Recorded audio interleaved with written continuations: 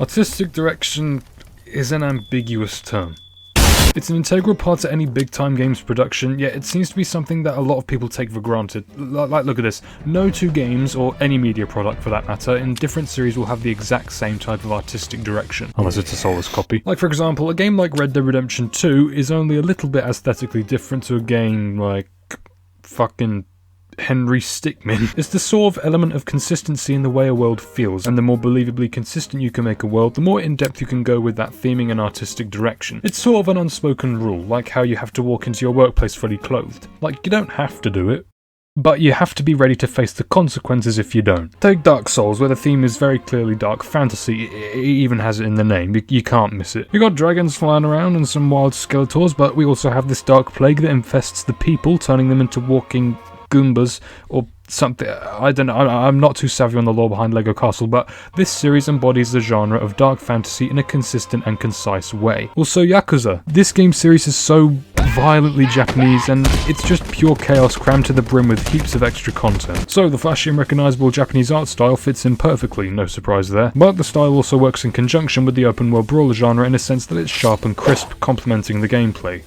To an extent. Little touches on the art style can make certain styles pop out that much more, and if a series remains within consistent boundaries, then hey presto, you've got a recognisable art style that you can take to its limits. Hell, maybe you can raise the themes to new heights never thought possible and stay in the memories of players for a long time. It's all within the realm of possibility. Here is the Sonic series. Identity and Sonic go together about as well as cereal and water. 30 years. We've had 30 years and he's simultaneously been to the brightest parts of neon space and swung a bloody claymore at Smaug. And listen, I'm not saying that these games in and of themselves are bad. Some of them are good and dare I say great. But the problem is that this constant shift of what Sonic is gives him no set in stone proper identity, and the whole series just gets consumed by this split personality like some werewolf. Oh wait, never mind, they did that too.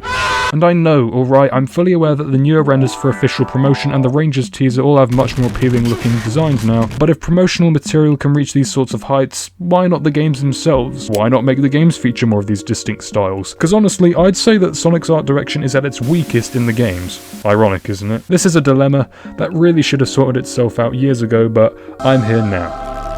To share my thoughts on the matter and not actually impact the production of any games. You know, as of late, I've been trying to get back into making artwork as a casual hobby with some ups and downs in quality, but I'm also currently taking courses and hopefully will end up getting a degree and maybe further down the line a master's in art, so I won't be talking out of my arse for most of the video. Notice I said most. But before we continue any further, I feel like it's important to get one thing straight, because believe it or not, it's hard to know what a franchise is when even the franchise itself doesn't know what it wants to be. Also, yeah, new style, I'm aware, haha, copying better tubers, I'm aware, but my entire channel up until this point has been unoriginal and based off these other channels, so you can just see. It probably won't last too long, I'll probably only use it for a real big project, who knows.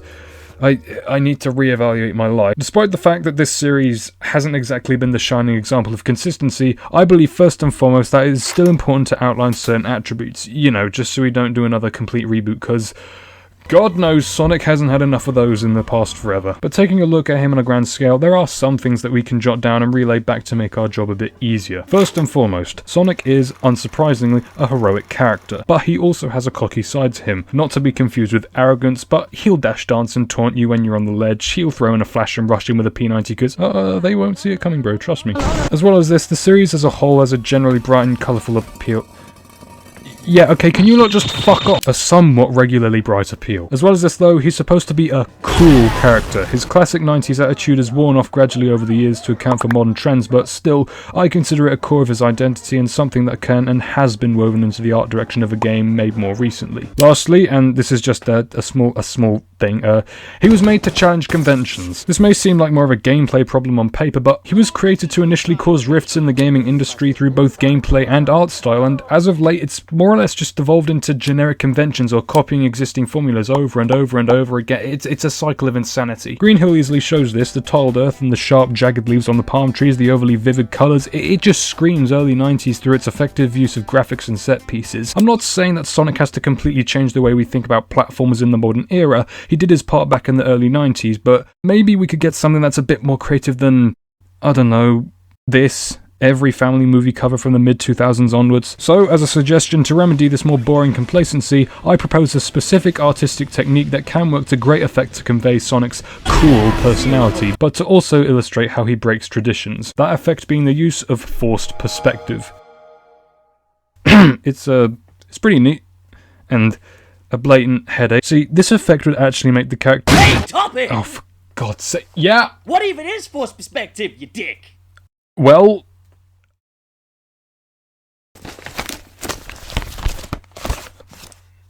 you know what? That is a fantastic question. Okay, how do I put this? Okay, forced perspective is an artistic technique that's more commonly used to emphasize sharp movements or make mini illusions. I don't know if that perfectly explained everything, but for reference, if you've ever been to the Leaning Tower of Pisa or the Eiffel Tower and wanted to take a picture of you holding up or inserting it into your rectum, I won't judge. That's basic forced perspective right there. What it is essentially placing the camera in a certain position to manipulate the audience's eye and perceive an image differently to what's actually going on in the scene. It's certainly hard to pull off right, but when done well, the results are nothing more than fantastic. Twitter artists like the Butt Boy himself use this technique a lot in their work, and it's tremendous. It's also worth mentioning here that— Hey, so, do you prefer the for the 2D love of— Sonic? Get the Hey, fuck you out of my prefer- house! It's also worth mentioning here that exaggeration is also a key element to this art style, as these two elements combined together are, well, they're practically mutually exclusive. The only time I think the series has given forced perspective a real proper try was back in 2008 with Sonic Unleashed. You can definitely see hints of exaggeration of bodily proportions in the opening cutscene, creating such sharp and expressive posing. Combined with a bit of squash and stretch, it's very fluid, distinct, and it's stood the test of time as one of the best cutscenes in the entire series. And you can definitely see hints of extra bits of exaggeration, smear frames in game openings like Colors and more recently the Rangers teaser, just not to the same extent as Unleashed. We've seen it work before, so why don't we see it more? Posing is hard. Like, seriously, this style of animation and even just drawing like this in general, it's fucking hard to do and takes a long ass time to make it look good. So in all honesty, I don't expect to see too much of this in animated cutscenes, but what is doable is making posing for renders a lot more expressive and sharp so that they stand out again. Like, for example, cover art. Hey! So the first thing I'd like to shed light on really is this more flat and boring ass render style that has been slowly getting more commonplace in the 2010s. Gone are the days of hand-drawn cover arts that bend and curve in all directions. Now we get this. Action pose, characters on the sides, inoffensive, generic. I mean, there's nothing wrong per se with these covers, but they could have been at least a bit more creative in its design and appeal as opposed to a budget Infinity War poster minus the actual sick stuff. Like, come on. Let's take this Forces render as a sort of test dummy. He's bored and a tad bit cross. This render, and really the whole image, just doesn't stand out when amongst other games that have also fallen victim to complacency in their marketing. The renders just don't really feel like they have much life or oomph to them. So I took the liberty of trying to apply my version of forced perspective into this rendition of Sonic, with a little drop of exaggeration as well. I don't claim to be an expert at this technique, but I'll be giving it a try. It will be an SFM since I lack the DLC required in my brain to understand Blender, so that's a point off for me at the start. But roughly copying the initial render, adjusting the rig, touching up the lighting and After Effects, and we get this as a result. Okay, it's not an improvement. Oh god. So really, all I did was make certain parts of Sonic's body closer or farther away from the camera to give this movement a bit more oomph to it. Whether or not I was successful or not, I'll leave up to you since I'm terrified of the answer already. But I'm hoping you can at least see the type of aesthetic I'm pushing for going forward. Exaggerating the bodily proportions to go further around his body rather than just being in a stiff position like that, I feel could go a long way in making it feel better. This is also primarily focused on the modern iterations of the character, since you'll notice that the classic version is significantly different in terms of how he's represented. But for modern, the exaggerated feel of Sonic's personality has been traded in for the bottom line, and I feel that forced perspective is one direction that the concept artists and graphic designers could certainly go down to emphasize this trait. Just a thought, but, you know, might work, might fail miserably. Anyway, next subject, fluidity. Fluidity is what I consider to be another component to making an animation or still image feel like it's come to life, because life does not appear to reside within a PowerPoint presentation style keyframe. Fluid posing can make a guy look sleek or appear like they're in motion and can just as effectively portray a variety of expressive stances if they're standing still. A fluid pose just looks more appealing to the eye compared to a block of stone stiff as a rock striking the same pose as we've seen him do for ages. A recent infestation spreading amongst the more recent entries is this robotic movement that characters take on in cutscenes. It's not like it's a complete linear motion, but the easing between frames is, well, unnatural. And what's even weirder about this whole charade is the fact that it comes and goes. It's like a proverbial game of Twister. Some shots will appear to be fairly fluid, with some subtle nuances and details with squash and stretch or whatever, while others just have this awkward, smooth filtered transition imported from Minimator. And it's bad. And I get that it might be down to time constraints, and if that's the case, well, there's not much that can really be done, but if not, it doesn't mean there can't be at least a better attempt to make it look a bit more, I don't know, alive. But also, don't take this as me saying we need to go back to mocap, because holy hell, we do not need to go there ever again. Fluidity isn't just exclusively used to make stuff look smoother though, it can be used the other way around to make certain art styles look vividly sharper and more refined. Certain animations in games like Overwatch and Apex Legends shine when it comes to this. It might well be because of the higher FPS rate, but the results just speak for themselves. It looks fantastic. But Sonic decided one day that he wanted to become an animatronic cyborg half the time. Combining a sharp fluid animation style with forced perspective and exaggeration like discussed earlier could work to great effect in cinematic action scenes. It may seem like a bit of a long shot and a roll of the dice, but it's not as if Sonic's never been exposed to experimentation, so it's within the realm of possibilities. While in the meantime, the smoothing of movements and reintroduction of subtle nuances can make exposition-based cutscenes, and by extension other gameplay-based animations like idle poses, that much more enjoyable to witness. Additional bits of this more fluid type art style could also be little extra details to give a more bouncy or just overall pleasing look to the final product. I mean, hell, some of these little add-ons will probably never see the light of day, but still, it's a suggestion. This could be extra stuff like making Sonic's back quills more bouncy and exaggerated and flow reacting not just to wind, but movement in general. The games already do this to a degree. Lost World probably has some of the best looking and unique animations in the entire series, when you're ice skating or walking through sludge or free running, but Exaggeration could definitely go a long way in rekindling the cartoon style on top of everything else that I've dumped onto the art team in the course of 15 minutes. And I'm not even finished. I mean, they're not going to see this video, so I'm wasting mine and yours time. There's a fun bit of existentialism for you. Of course, there are some other additions, like the bendy shoes and ears, maybe some smear frames could be reintroduced once again, just this more appealing quality of life stuff. Would be amazing to see this level of detail again, like in the adventure cover arts, probably the most iconic style of Sonic to this day. Can't just be a coincidence. But let's be real, pre-rendered animations and box art can only take you so far, since, you know, there's the actual game itself. Kind of important to deliver on that front as well. Because it's all well and good having those quality of life improvements for the characters, we just need to apply similar shit to the world, or else we'll be living in the reality of Gary's mod. So, another technique I suggest. Opposition. Opposition is typically much more common in writing and theatrical production, since they're all about going against a person or group of something, so I'd like to extend on this idea and apply it to world building instead, because I sure do love misappropriating words, definitions, and spinning them to suit my intentions. Twitter to a T. I see opposition as already being a common thing in cartoons more often than not. You know, like a big house that's meant to be sturdy is all jagged and unstable, the gentle giant archetype, the dumb muscle, the TARDIS effect, that sort of thing is what I'm talking about. And as a mini sort of suggestion, as this may aid in creating new zone ideas, take already existing biomes, locations, cities, what have you, and think about what it would be like if an exact opposite also coexisted there. And by extension, meshing together some ideas that don't make as much logical sense in the real world. Take for example, me and a fulfilling life. Just coming up with some rough concepts here, you could potentially just have a snowy tundra inhabited by outlaws adapted to the cold as opposed to a stereotypical desert, sort of similar to Mirage Saloon but with completely different aesthetics and gameplay mechanics. There could also be a sweeping canyon with a sophisticated and advanced network of tunnels and homes dug into the sides of each steep cliff face with a bunch of rails for you to grind on, granting various different high and low routes. A large town in the middle of nowhere that's obsessed with carnivals, partying, the nightlife, where the game devs can just have a blast and implement a bunch of more wacky and outlandish gimmicks. Hell, maybe some more out there ideas like a mountain range that rains down rainbow-coloured meteors from the sky with power-ups inside of them and extra routes made by the explosions of crashing comets, leading to some mine shafts, ravines, cave systems deeper within the mountains, stuff like that. Can you tell that I favour this one the most? Mania dabbled in this itself with areas like Press Garden Zone 2 and the entirety of Studiopolis, so a more wacky approach like this could certainly be effective. Also important to keep in mind is retaining a strong colour palette across the board. Now, I'm not going to make a statement on what colour I believe Sonic should be, mostly because I'm terrified of the amount of vitriol I'll receive when I announce that I like the lighter blue tones, but taking a note out of the Tyson Hess style would work really damn well.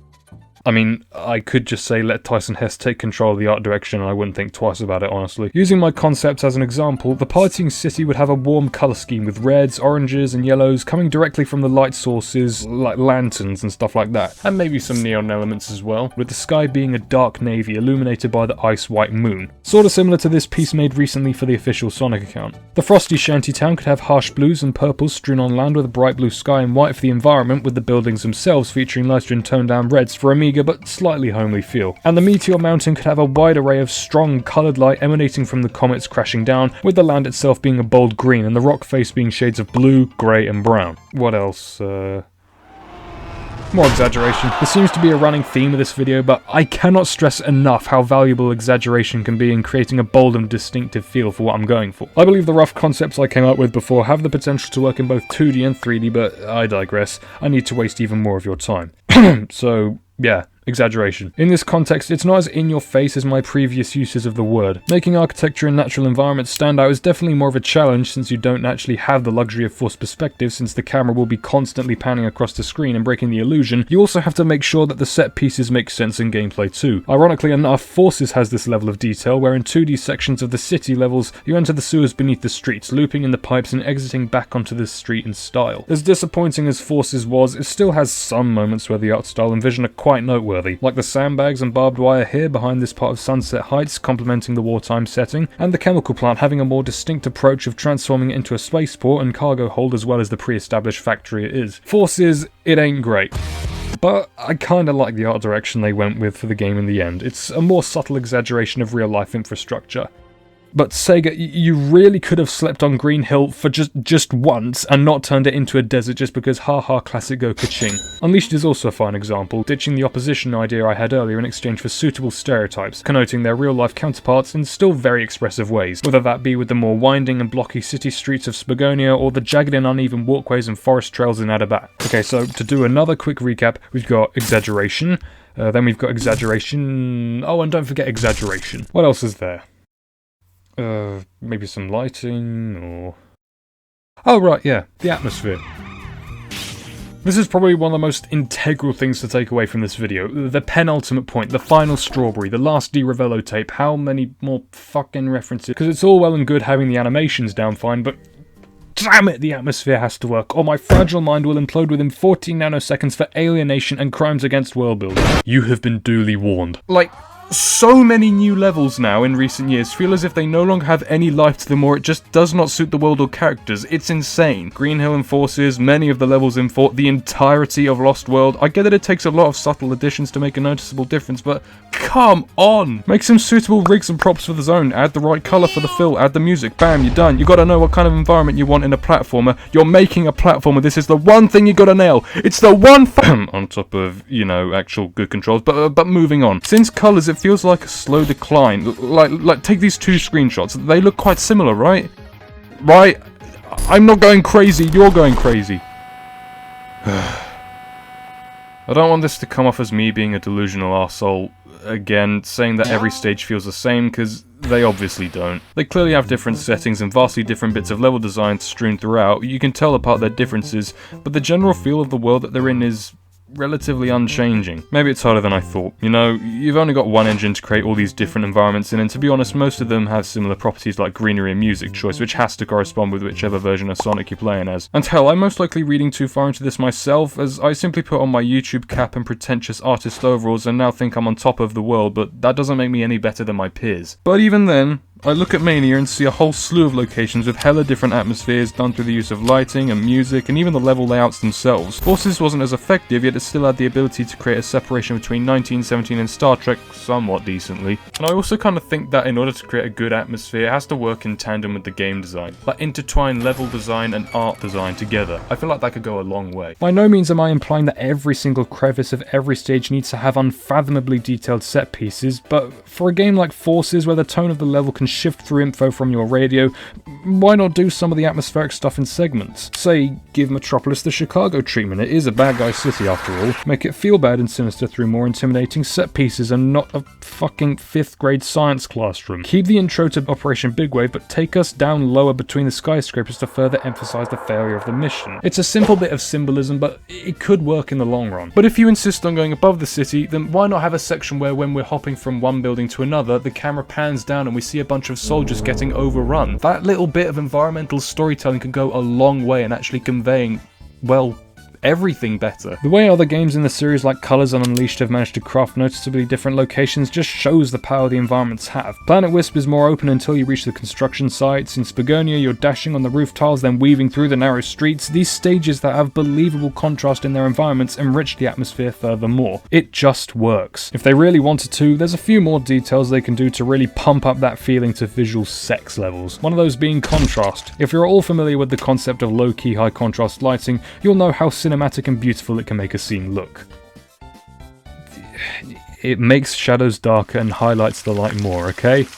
Okay. Maybe some more diverse music as well, but honestly, probably not. I'm basically fetching for ideas and stretching out the runtime at this point. I could go on, honestly. Like, I have other smaller thoughts too, you know. Like, make the cutscenes more cinematic, including the low-key high contrast lighting and various camera work techniques to make scenarios feel more like precarious and larger scale than constant eye-level shots. Pre-rendered cutscenes should be used to emphasize important events in the story, the prologue and the epilogue. Right now they're only used for the intro and, well, that's it, if there even is a cutscene at the beginning at all now. Now, if you've been listening all the way through, then A, you're an absolute legend. I truly thank you for not getting bored at the sound of my droning, static, lifeless voice. And B, you'll notice that I've focused on making the art style primarily more cinematic, yet still having that exaggeration and cartoony feel. There are a couple other artistic directions modern Sonic and classic Sonic can go down. Most recently, Rise of the Wisps art style pops out in a more charmingly childlike way. But my proposals, I feel, could bring the series into a more grandiose and spectacular form of scale. It's a bit of a more drastic approach, if you will, that capitalizes on that sense of just plain epic that the games from the 2000s are so well known for.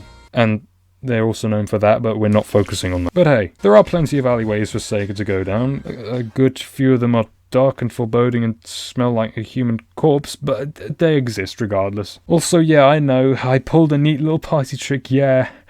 But I was unavailable to record anything for a good long while, and I also wanted to make something big to remedy that when I got the chance, and that chance finally came. Whether this was big enough, I don't know, but I'm moving around now, you see, and I have a dog-shaped hole to fix too.